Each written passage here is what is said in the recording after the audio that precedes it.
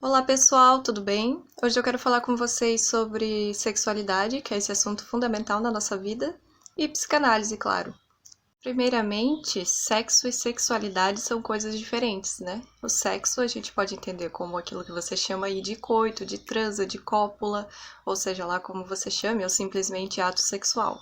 Já a sexualidade é um conceito um pouquinho mais elaborado, que tem a ver com essa relação do seu corpo com o mundo, como você experimenta os estímulos do meio externo, como você os significa, como você os incorpora e os vivencia na sua vida, qual a sua posição enquanto objeto do outro, como você se relaciona também, qual a sua posição em relação ao seu próprio desejo.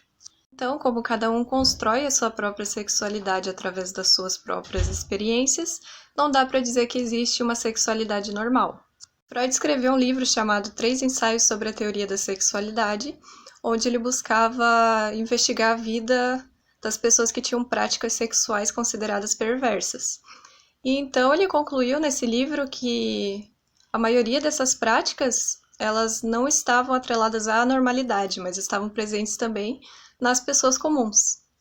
Então, na verdade, o que tornaria alguém anormal nesse aspecto seria ter alguma prática muito restrita e específica que acabasse prejudicando ou a própria vida ou a vida dos outros. É aí que vem a grande questão que faz toda a polêmica da obra freudiana, né? Que é de onde surgem esses comportamentos. E Freud diz que eles surgem na infância, e não que a sexualidade surge apenas na puberdade, como a maioria das pessoas pensam, ou pensavam.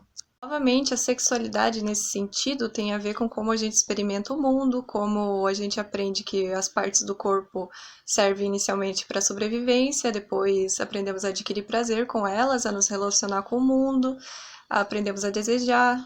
Por isso que Freud dizia que desconsiderar a sexualidade infantil era um erro de graves consequências, até porque muito do que a gente vivencia nessa fase de aprendizagem a gente leva para o resto da vida, para a vida adulta.